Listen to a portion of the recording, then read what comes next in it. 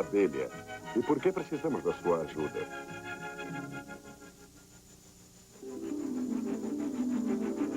Quando o verão é quente e o perfume da natureza enche o ar, é a época da abelha de mel ir trabalhar. Como um mágico, esta notável criaturinha suga o néctar das flores e transforma-o em mel. Mais importante ainda, a abelha espalha o pólen de uma planta para outra, possibilitando que criem-se novas sementes e assim reproduzam-se.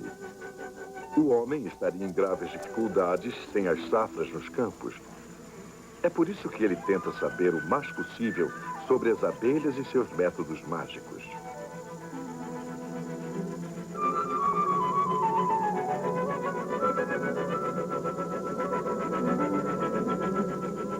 À beira do deserto de Tucson, no Arizona, há uma comunidade única financiada pelo governo, o Laboratório da Abelha. Chefiado pelo Dr. L.M. Stenifer, é inteiramente devotado à pesquisa experimental sobre a abelha.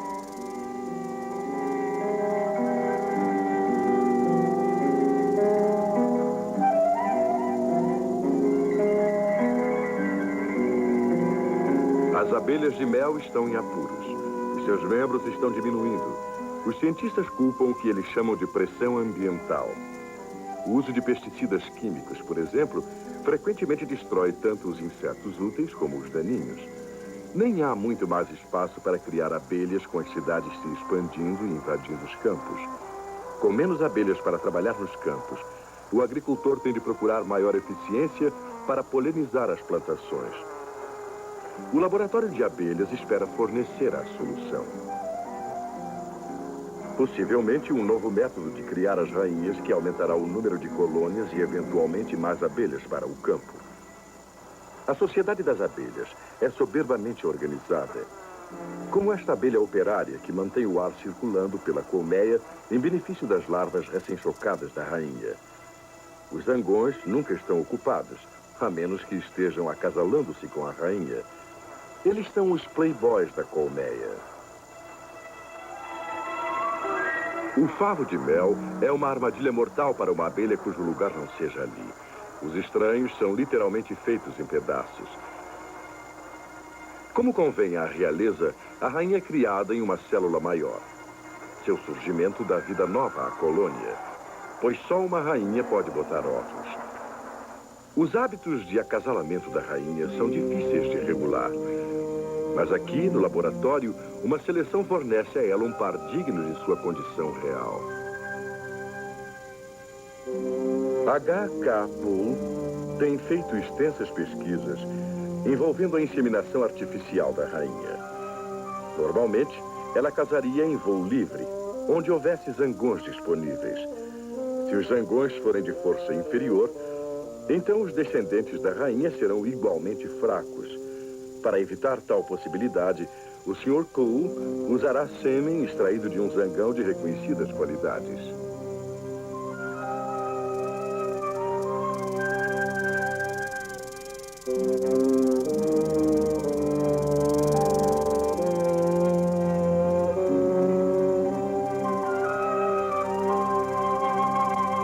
A rainha foi discretamente anestesiada. Embora agora já se tenha tornado uma prática comum, a inseminação artificial é sempre uma operação delicada.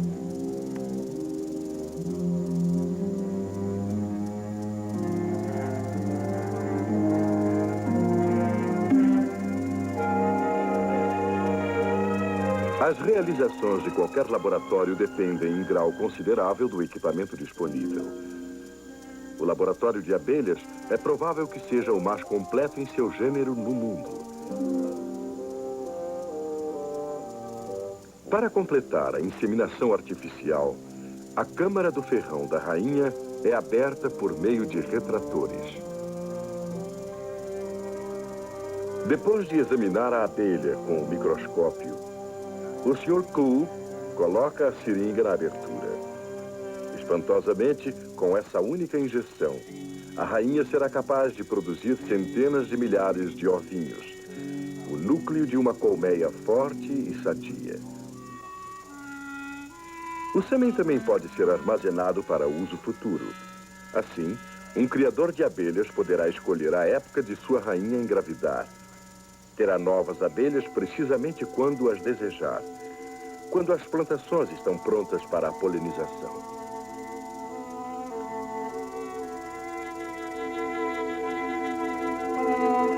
Assim que se livre dos efeitos da anestesia, a rainha está pronta para botar os ovos.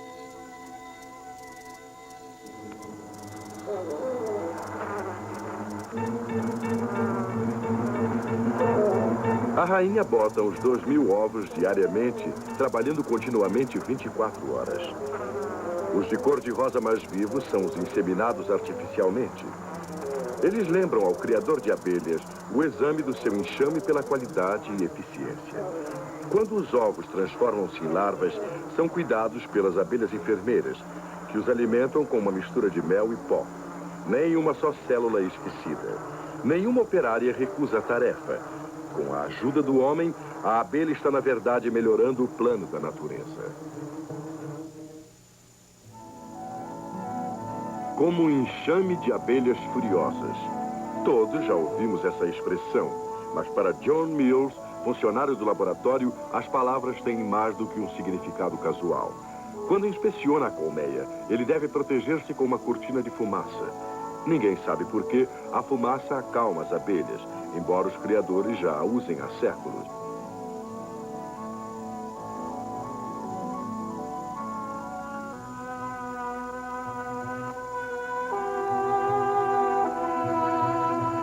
Durante muito tempo, o homem se viu frustrado para construir uma colmeia satisfatória. Parecia que a abelha insistia em grudar tudo em seu interior. Portanto, nada era removível, incluindo as abelhas.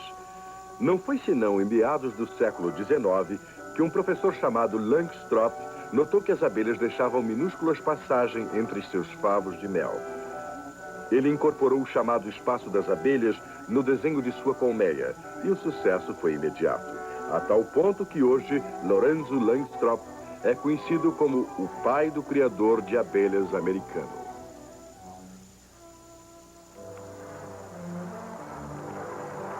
No final da primavera, muitos milhares de novas abelhas operárias já nasceram. Essa força incontrolável traz usualmente mais pujança do que o necessário para manter o apiário. John recolhe o excesso de força usando faixas que raspam a substância do corpo das abelhas. Ele analisa o pólen e usa-o em experiências nutricionistas.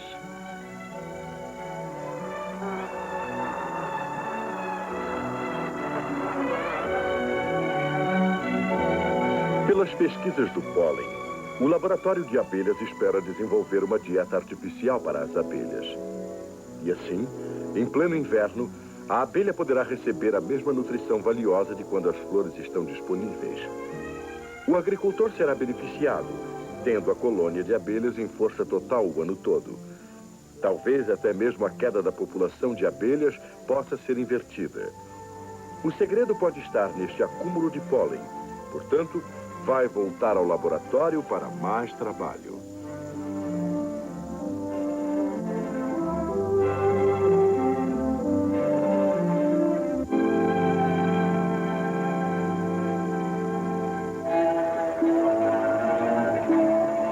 Com a comunidade das abelhas pesadamente concentrada na colmeia, qualquer doença pode espalhar-se como a peste.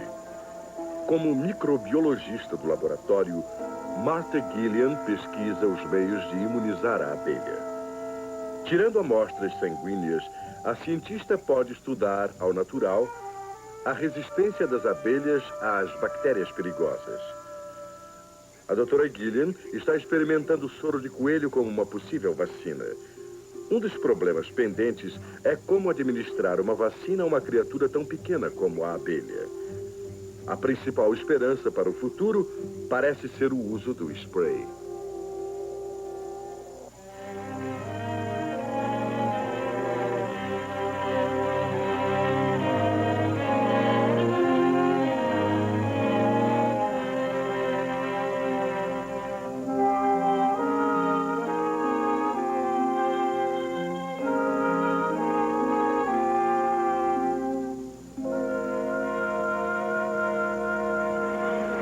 Os biologistas há muito acreditam que as flores são coloridas para ajudar certos insetos a encontrarem o seu alvo. A interdependência entre a planta e o animal é um dos motivos do mundo, da mãe natureza, parecer rolar tão suavemente. A abelha pode distinguir apenas 4 cores: amarelo, azul, azul esverdeado e ultravioleta. A cor vermelho realmente parece preta para uma abelha. Contudo, certas flores vermelhas refletem os raios ultravioletas do sol. A abelha simplesmente reconhece o ultravioleta em vez do vermelho. Pintar a alta entrada facilita a abelha achar seu lugar certo, contanto que seja em uma cor que a abelha reconheça. As abelhas também demonstram preferência por uma cor ao procurar comida. Aqui, o favorito parece ser o azul espacial. O senso de sabor das abelhas pode ser descrito como quanto mais doce, melhor. Todos os líquidos experimentados devem ter uma base de açúcar. De outra forma, a abelha não tocará a solução. Nem vai querer a solução na colmeia se tiver um baixo conteúdo de açúcar. As flores são adaptadas para satisfazer essas necessidades, produzindo néctar, uma alta concentração de açúcar. Quando a abelha faz o mel do néctar, a concentração de açúcar ainda é aumentada pela evaporação da água.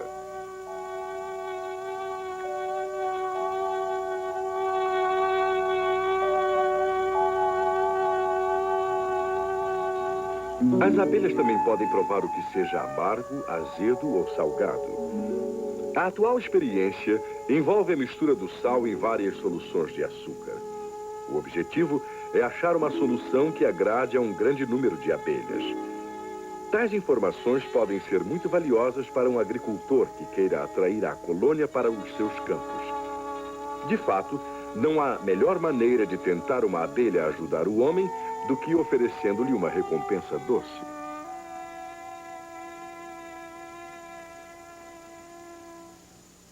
A flor artificial é um instrumento de treinamento. A abelha sempre acha sua solução açucarada favorita na mesma pétala da mesma cor. Com esses métodos, os pesquisadores esperam encorajar a abelha a polinizar certas safras específicas. Assim, o engenho dos homens equipara-se aos infalíveis instintos das abelhas. Isso, eventualmente, pode significar colheitas mais abundantes, graças a essa minúscula trabalhadora.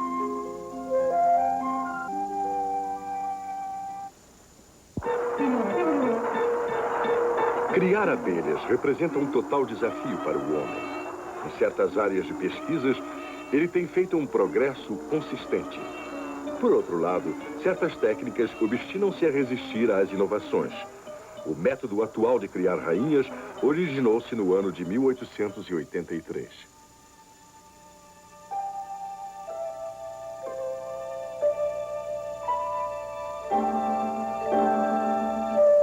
Quando as larvas têm 24 horas de idade, são transferidas ou plantadas, como dizem os criadores, de suas células às cápsulas da rainha feita pelo homem. As cápsulas são feitas de cera bastante grandes para acomodar o corpo aumentado da rainha. A cápsula contendo a larva é colocada em uma colônia, que não tem a rainha.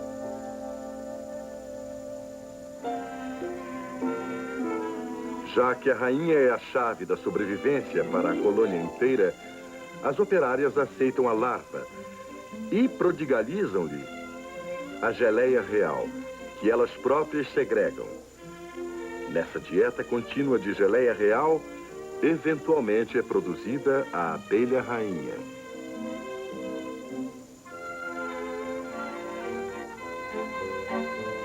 A larva é mantida na colônia por um período que vai de 24 a 48 horas. Na colônia incipiente, as operárias não têm permissão de voo livre. Elas devem manter seu serviço durante o período crítico, no qual a larva da rainha está desenvolvendo.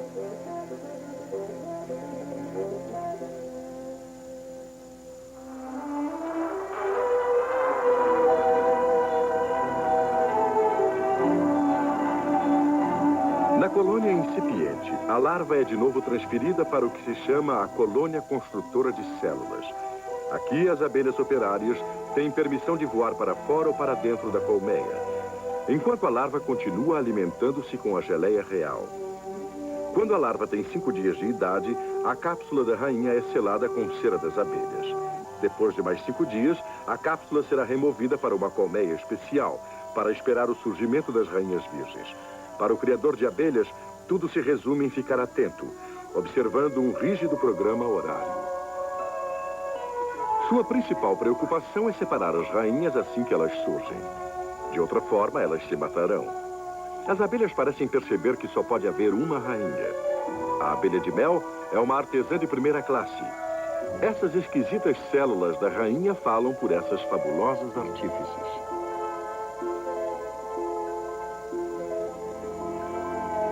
Há algo de miraculoso na transformação da larva de uma operária em uma rainha.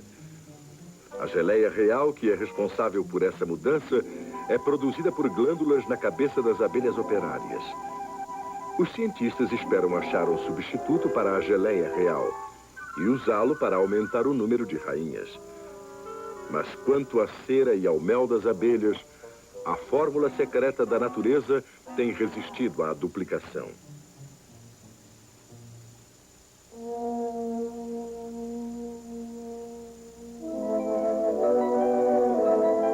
Quando a abelha vai visitar as flores, geralmente permanece com uma única espécie de planta.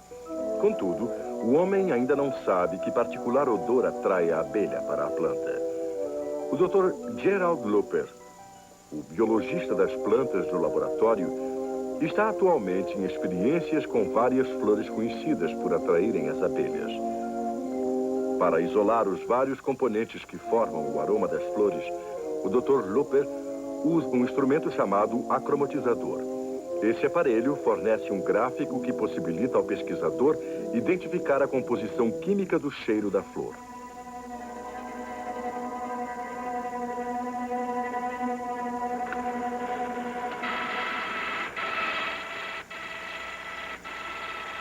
Qual é a aplicação prática de tal experiência? Bem, primeiro que tudo, os elementos químicos produzem o odor desejável para a abelha. Pode ser usado num local de alimentação artificial. A abelha desenvolve um apetite pela flor segundo o cheiro que exala. Mais tarde, a abelha pode seguir o mesmo cheiro no campo, onde polinizará a flor. Informações adicionais técnicas saem da telemáquina de escrever. Mais e mais, a ciência serve à agricultura. As abelhas comunicam-se da mais fascinante maneira. Quando uma abelha operária descobre uma fonte distante de néctar, ela regressa à colmeia e transmite a boa notícia por meio de uma dança. Os movimentos da abelha são quase como um código, fornecendo direções quanto à localização do néctar ou pólen. Outras operárias lançam-se rápido ao ar, ansiosas como sempre para enriquecer a colmeia. Para a devida pesquisa, o Dr. Henry Spangler requer uma câmara à prova de som. Ao que até agora se sabe, as abelhas não usam sons trazidos pelo ar como meio de comunicação, mas podem detectar vibrações e reagir a elas. A abelha é então removida de todas as vibrações, exceto as próprias. A curiosa atividade das abelhas jamais cessa, e a observação torna-se possível numa colmeia superativa. Impondo-se vibrações sonoras em uma colmeia, consegue-se um efeito notável.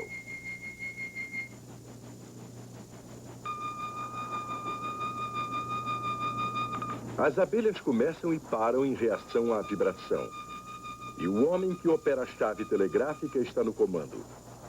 Para o criador de abelhas do futuro, isso significa que as vibrações poderão ser usadas para controlar as atividades febris das abelhas.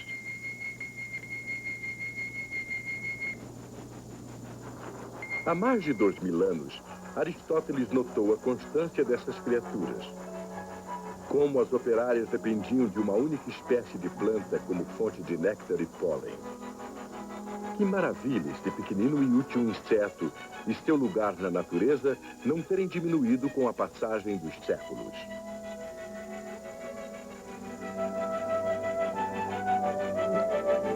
Hoje, Os tranquilos arredores de Tucson, no Arizona, fervilham com as atividades e pesquisas do laboratório de abelhas, para nos informar mais do que jamais soubemos sobre nossa esplêndida ajudante, a minúscula abelhinha. As complexidades de uma abelha permanecem, de certo modo, um mistério para os cientistas.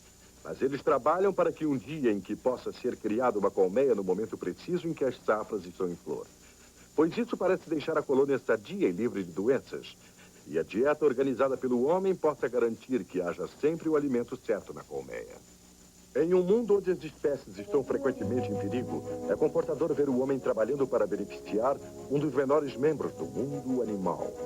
Na próxima vez que vejam uma abelha trabalhando em uma flor, parem, olhem mais de perto. É fascinante, pois sabemos como o trabalho dela é realmente importante para todos nós.